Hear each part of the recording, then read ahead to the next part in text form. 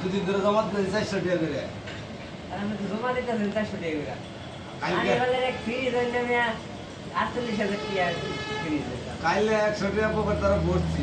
বাইতে আইন না মামুনে গ্যাস লইছে। হ্যাঁ? বুঝছো? আমার 48,000 টাকা কিস্তি।